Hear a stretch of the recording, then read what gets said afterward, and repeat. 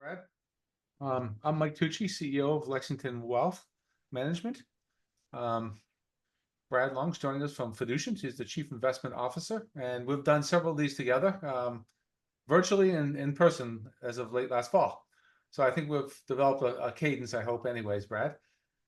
So we've decided to do over the years that they used to be longer, and people have said we love them, but we haven't got all the time in the world. So we're going to try to take a lot and pack it into 30 minutes. So without further ado, oh, by the way, I do want to make a quick note that for all those that are Celtics fans out there, we want to congratulate Boston Celtics on their phenomenal victory. I am not biased being here in Boston. I was going to wear my Celtics hat, but I decided not to. So with that, Brad, I'm going to turn it over to you. I know you're a Midwest guy, but I'm sure you love the Celtics too. Um, so I mean, congratulations. It was only 60 seconds in that you got to the Celtics. So I thought it would be sooner. Well done. We had a little pre-call on this Celtics thing, so we won't dwell on the point for those that are not Celtics fans.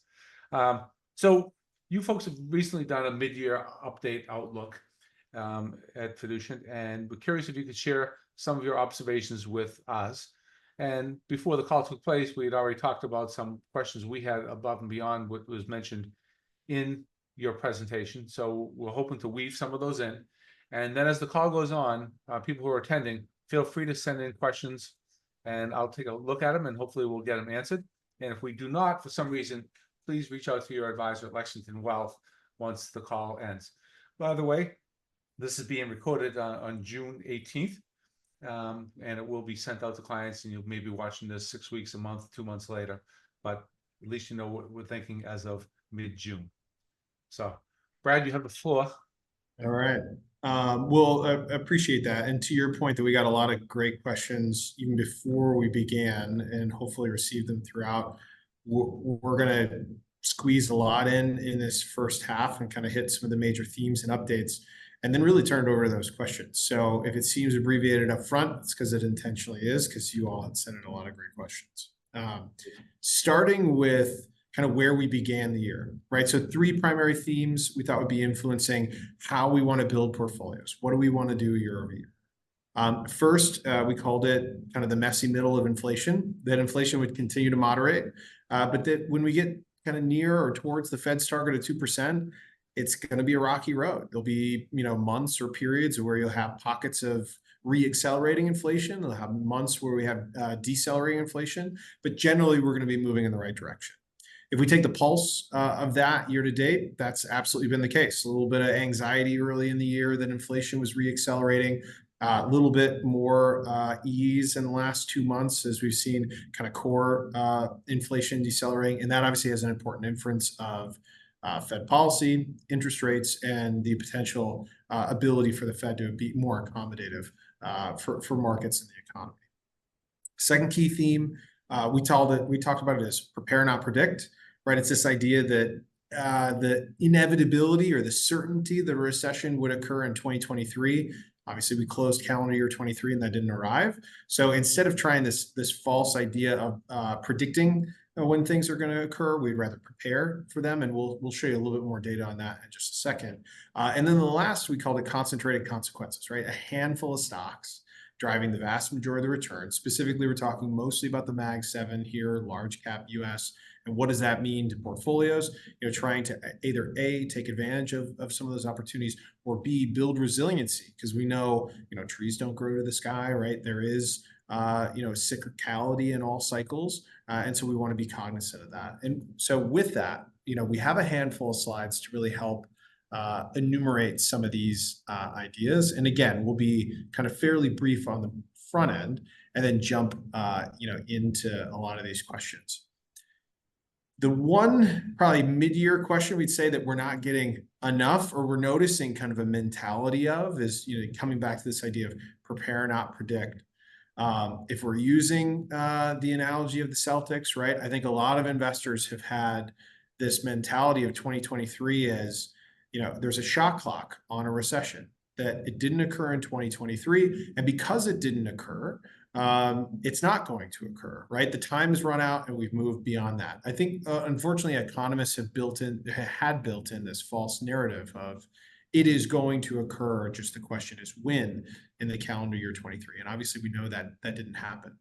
Now, practically, we know that there are leading economic indicators and there's lagging economic indicators. So the lagging is what we can observe in the past and history and know, with some level of certainty and revision that that is what took place. And then there's what comes. For us as investors, what is coming rather than what's in the rearview mirror is what's most important.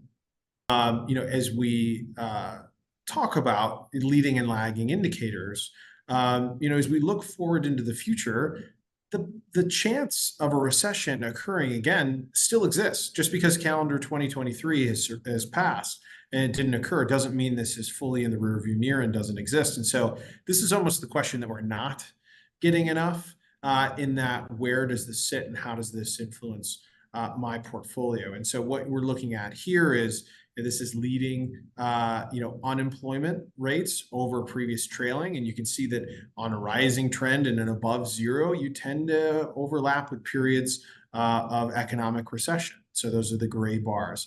Not a perfect statistic. By the way, there is no perfect predictor of these type of events, but it just means that this risk is technically still out there and we don't want to ignore it. It also comes back to, in this notion of prepare, not predict, that frankly, a recession is always coming. When you close the last day of the previous recession, you are marching every day inevitably towards, a recession. And we had, produced, these stats. I think, Mike, we might have talked about them in a previous event, but since 1950, on average, recessions occur about every 6.5 years. Now, remember, bull markets don't die of old age, right? There's no natural law in which says it's been around for too long, and so it has to, turn into a bear market. That being said, though, we should think about this as a inevitability. It's a natural occurrence, and many individuals have been somewhat trained to think about recessions as of late as these bone-shaking events like the global financial crisis, like COVID, right? That we haven't seen, since 1917, where they become these very material events. Whereas we can experience a recession, but it can be call it a small R recession, not a large R recession, right? Just a natural kind of cyclical, small pullback in economic growth. And that's a healthy thing over the long term. So, as we're coming through these conversations, I think mentally many have put into the idea that because a recession didn't occur in 23, effectively it's off the table. And that's not necessarily the case. Right. Pausing there for one sec. Sure. There's a tendency with many people, many of our clients and others, to, if you're fearing a recession and if cash is paying a nice high yield, to be overweight cash, or forgetting about the fear of a recession, and you see U.S. large cap or tech stocks running and wanting to pile more in, and they're kind of at odds with each other, but that mentality exists where we're more holistic in terms of how we build what we build, right? Yeah.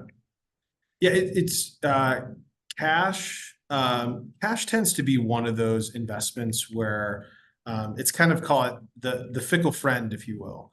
They might be there to buy a drink at the bar, but rarely are there to give you a ride home, kind of thing. And so when cash feels good because it feels stable, and today, by the way, it's earning a pretty robust yield, in the mid fives or low fives on a gross basis. Obviously, you'd have to adjust that for tax or a money market yield. But if we get into an environment, if you're holding cash because you're worried about an environment like a recession, cash rates tend to fall with like the Fed funds rate. So if the Fed starts decreasing interest rates because the economy is weakening and unemployment is rising, your return on cash is subsequently falling almost immediately. It's an overnight rate that's recalculated over and over again. And so that shifts very quickly. And you don't get the benefit of move in price. So basically your expected return is falling as you need it most. Intermediate fixed income is somewhat the opposite, right? So even though rates might be falling, the price of those bonds are rising and potentially could be offsetting that return. And that's when you need an offsetting, kind of a risk offset most. our view would be today, kind of that boring is beautiful, high quality, intermediate fixed income. If we get a soft landing, right? You get not a recession, but you get slowing inflation. The Fed today at 5.25, 5.5 range, the neutral rate above inflation is about 1%. So let's say the Fed gets to its perfect target of 2% inflation. That means the neutral Fed funds rate would be 3%. That means we would have to cut to basically for the Fed to take their foot off the brake and just glide in neutral. They don't want to be on the gas. They don't want to be on the brake. That could lead towards cuts. That's beneficial to that. And by the way, that's in the good version of Fed cutting. The bad version is a recession occurs. Fed ends up needing to cut materially, right? Again, cash ends up just basically, falling in its return potential, whereas the immediacy of the benefit and price from high quality bonds is showing up in the portfolio. So it feels good and safe, but often it tends to be somewhat kind of a false friend when you really need it.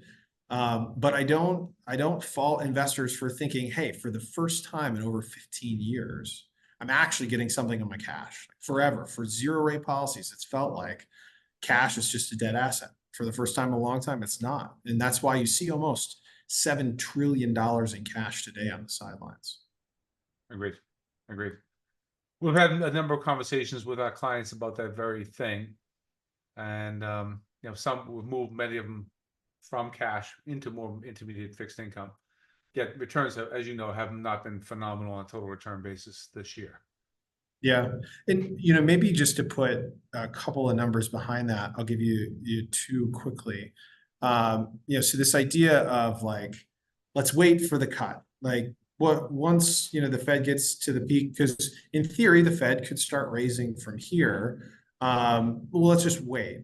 Well, if we look at the return of cash, short bonds, or the ag, which is the green, you can see, really back to the 90s, when the Fed hit its peak rate, and you look forward, this happens to be 12 months, but if you roll it, 24 months or 36 months, 3 years, et cetera, you get a very similar picture in which, bonds tend to outperform cash. And by the way, this is just in a very narrow window. Like normally we're not investing for 12 months from now. We're not investing just for December. We're investing for a longer term period. Cash is somewhat of a perennial loser of an asset class over long periods of time. It tends to underperform inflation, it tends to underperform bonds, it tends to underperform stocks. Now, that's not every single quarter, year, et cetera, but just if you stretch that period long enough, that tends to be a truism of cash, even at today's higher yields. The other thing is when you think about kind of intermediate and high quality bonds, like with any investment, what you're trying to do is, because you can't control the future, you're trying to control the elements that you can. One of the things you can seek to control is reducing the penalty when you're wrong and trying to maximize the benefit when you're right. And so again, in a world of where interest rates are uncertain, we don't know if the Fed will move this summer, will they move in November or September, will they move in December? That is just an uncertainty. We can play the probabilities. Our view is there's more paths lower than there are higher. Like we've already enumerated some of them. So the soft landing, right? So recession never occurs. Inflation genie goes back in the bottle. The Fed just has to cut and ease modestly to get back to neutral. The hard landing, the economy rolls over, recession occurs, unemployment rises. The Fed has a dual mandate of full employment and price stability. And so they have to be accommodative. So then they're cutting pretty materially. Now, the instance, it's certainly possible, though we don't think probable, that the Fed starts raising is basically core inflation has to get to at least kind of high threes, maybe low fours. And then the Fed has to get back on the horse to say, well, we didn't solve it this time. We're going to have to do some more work here. So with that idea with, kind of under the notion of there's multiple paths lower, but few paths higher. So let's go back to that idea of like, trying to get, minimize our mistakes when we're wrong and maximize our benefits when we're right. So this is a graphic of the left side of this is if the Fed were to raise rates. So 100 basis points, that's 1%. That would be the equivalent to 4 Fed rate hikes, because people talk about hikes in quarter points. So let's take the middle here, the Barclays US aggregate. It's like the S&P of bonds. If the Fed hikes 4 times, total return would be around 1.4% negative. Now, don't get me wrong, nobody likes to lose money, but we can walk away from that. If the Fed were to cut 4 times, 4 quarter points, then you're looking at the potential of a low double-digit return. That's an equity-like return on a fixed income instrument, right? So minimizing kind of the penalty of being wrong while maximizing the opportunity for being right. That asymmetry is always what we're trying to achieve, because we can't guarantee the future. And we saw a little bit of the coil that was in this spring, late last year. In Q4 alone, the ag was up 6.8% because the Fed just changed a little bit of their nomenclature of how they were talking about rates.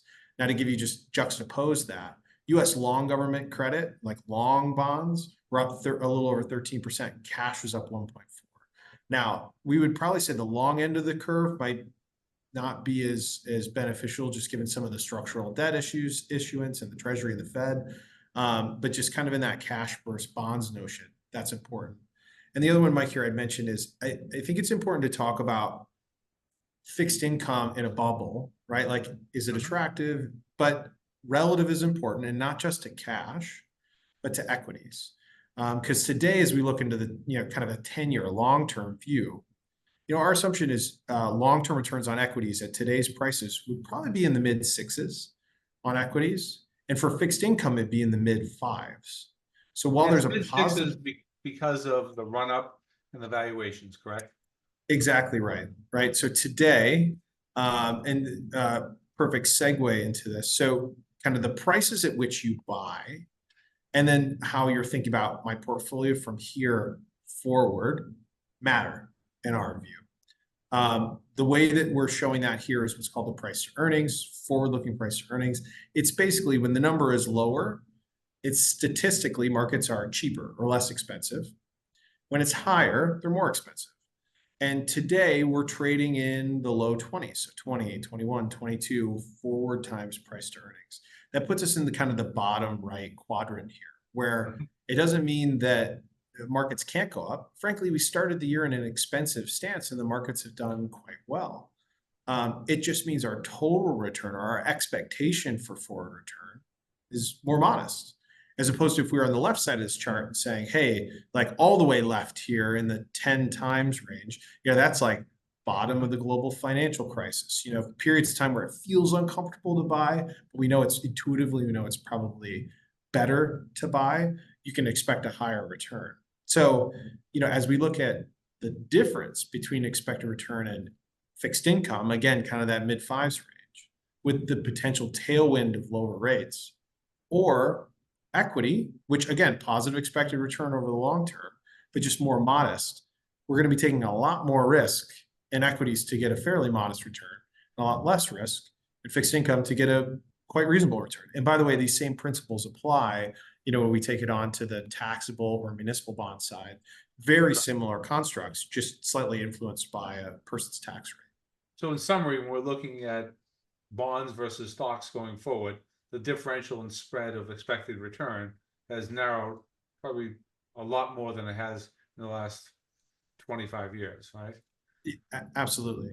And again, it doesn't mean we got to sell equities and run away. If you took that construct, you would have missed out. Year to date, it's been great. Sure. But it does mean, as we think about building a portfolio to be resilient to what may come, and then just leaning into, in the analogy of gambling, right? Like, you want to be the house, not the gambler at the table. Like, we want to build the probabilities in our favor, and the probabilities are showing us like there's pretty attractive opportunities in intermediate fixed income. So let me touch on another topic within equities. So I think when you look at the expected return of equities outside the US, the expected return is probably higher at this point. That said, international and emerging over the last decade has not done nearly as well as the US. Some people will say there's been a paradigm shift in American exceptionalism or around our technology companies that are really driving all of this. And yet we still like to allocate some capital to international emerging markets. Can you give us a brief defense of doing so from here? Yeah, it's such a good question. And look, recent evidence, as you said, would prove that, hey, the U.S. is the only game in town, and I'm as much of a patriot as anyone else, and so it's easy to fall into that mindset of, well, the U.S. is just it has that something special. But just as there's a difference between patriotism and nationalism, right? There's a difference between U.S. and international markets. I mean, probably a good analogy would just be Japan. Last February or this February of 24, Japan met its first new high in 34 years since 1989, which is it's an insane stat. But if you were to rewind the clock back to 1989, you can see a lot of interesting parallels, right? So the top 5 stocks in the world in 1989, NTT, which is a Japanese tech stock, Bank of Tokyo Mitsubishi, Industrial Bank of Japan, Sumitomo Bank, Toyota Motors. Those are the top 5 stocks in the world as of 1989. You look today, Microsoft, Apple, Amazon, Facebook, Meta, NVIDIA, right? So the idea of kind of exceptionalism and preeminence, right? We're pretty clear in both instances. Now with the product or the benefit of history, we certainly know what happened to Japan. But Japan, by the way, is just one of many examples of that. In the late 90s, it was tech in the US. In the early 2000s, it was US banking and China. China, both equity and economy, were the best game in town. 1980s, it was energy. The 1950s, it was automotive, right? So there's this shift that not everything kind of continues on a very linear path. And let me give you one. We could spend the whole time talking about this. I'll just give you one example of why it would be thoughtful to hold some investments outside of the U.S. So today, the U.S. has pretty material deficits. We sit at around 100 or a little bit above 100% of debt to GDP. There's only a handful of ways countries kind of long-term get out of that. It's either austerity, taxes, or some type of reform, right? Through foreign deficits and trade. And so if you're looking at, one of the potential ways out of that, it could be the U.S. owns a printing press. The Treasury owns a printing press. To continue to pay for debt, there's a possibility that the U.S. could kind of print its way out of it. That is a pretty material inference on both inflation, but the value of the dollar. Historically, generally, the direction of the dollar tends to be the direction of either success or lack thereof for international markets. So if we were to enter into this environment in which the U.S. is printing more money to meet its funding standards around our current higher deficits, and again, there's a whole other hornet's nest that we could talk about. That creates a great backdrop for why you'd want to own international equity, why you'd want to own real assets to help guard against these events of which we don't have control. Janet Yellen can press print effectively, and that can really debase, potential currency or inflation. So this idea, don't prepare or don't predict these precise events, but prepare for the eventuality of some of these. Those are great examples of why having that diversified portfolio tends to be one of the best paths rather than a very narrow and singular bet. Fantastic. I'm going to switch topics, move on to small cap. Small cap over the long term is known for having better returns than large cap stocks. And some have built the case with private equity growing and growing and growing. It's squeezing out small cap, and the companies are staying private longer. And perhaps the companies that are public aren't as innovative as they used to be. Is there still a place for small cap US in portfolios? Yeah. First, on just crowding out a private equity, there's probably a bit of truth in that. The true evidence of that, the counterfactual, is really hard to calculate. But there's an intuitive nature that when you have billions or close to trillions of dollars chasing private businesses, and private businesses tend to be smaller, that you have a crowding out effect. That being said, it's also one of the reasons we would come back to and say, well, that doesn't mean that the 2000 public companies that don't happen to be considered large at the time don't have any material benefit or opportunity. And another reason we'd say being active in that space is critical. I mean, the Russell 2000, which is the small cap index, about a third of it today is, call it, non-earning businesses, right? So a business, like when you sell a product, you have revenue at the top, and then you have all your expenses, and at the bottom you have earnings. And about a third of those companies in that index just don't have earnings. Basically, they don't make enough on the top line to make it to the bottom line. Another reason that we would think you should absolutely be active there. But the potential opportunity there, I think, absolutely still exists. And we've seen a lot of that come through at the index level. It certainly hasn't been as attractive, but a lot of the underlying managers have had a lot of success. So there's a little bit of truth to there, but as with anything, it's kind of the realities in the gray, not in the black and whites. Okay. Hoping to get through 2 more questions. A couple have been sent in, and we promised we'd try to keep this at 30 minutes. Let's discuss, let's discuss the real estate market. People seem to be waiting for a shoe to drop around commercial real estate and what are its implications on the rest of the market. And I think there's some fear out there. Is this a 2008 kind of an event? I'd like to hear your thoughts on that. It's a great question. It's one that kind of perfectly fits into the headlines of media. You see major office tower in Minneapolis sells for $1, and like those type of clickbait type headlines. There is some truth there, but the first step is always kind of defining what we're really talking about. Commercial real estate in general, those are really big, diversified, broad areas of segment. When people are talking about this, they're really talking about office, like commercial office. Like and by the way, this isn't a fake background. I'm sitting in a physical office in downtown Chicago, one of the few. Now, I will say office has some problems. The best analogy and it's not original, so I won't take credit for it, is it's being compared to, call it, like regional malls. Regional malls went through massive expansion, and that's where every teenager would go and spend money. And then guess what? The internet came by, and very few people spend time in malls anymore. But malls didn't take down the world. So comparing kind of that as an analogy to like the GFC was leverage, it was piping, it was non solid buyers buying an asset that they probably shouldn't have, and so there's definitely a disconnect there.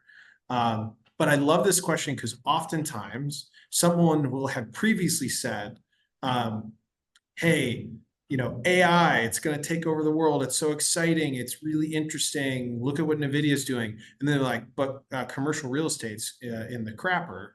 AI takes a ton of computing power, a ton of energy.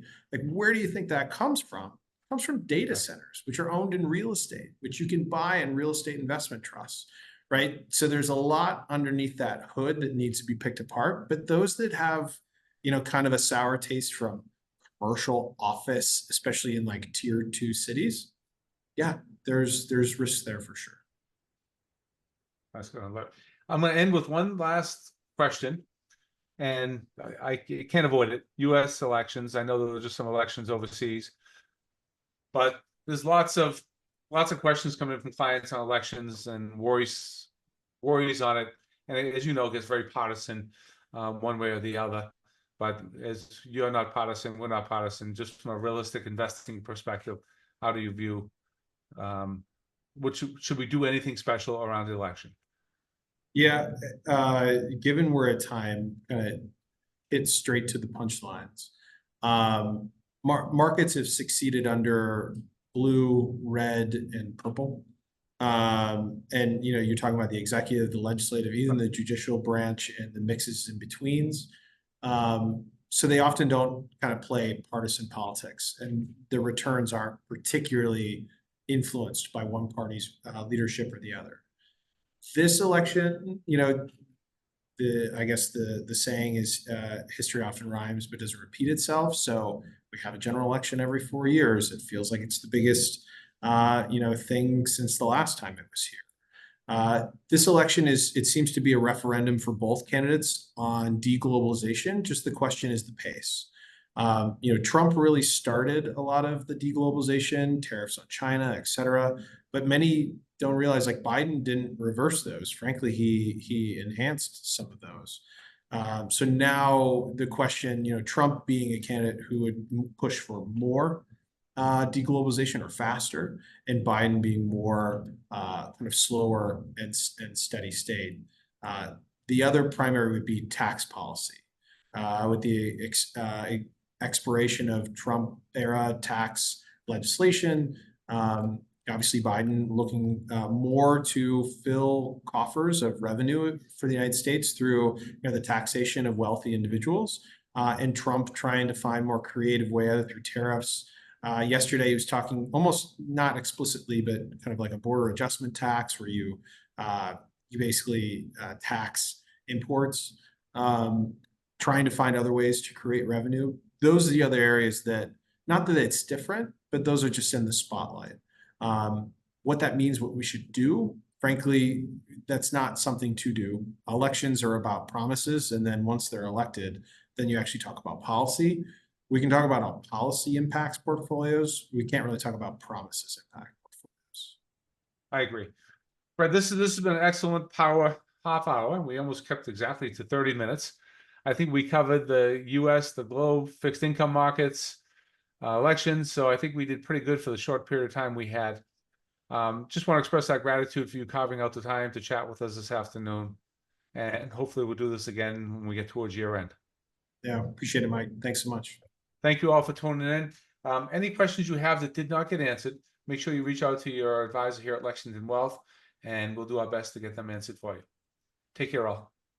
Have a great afternoon.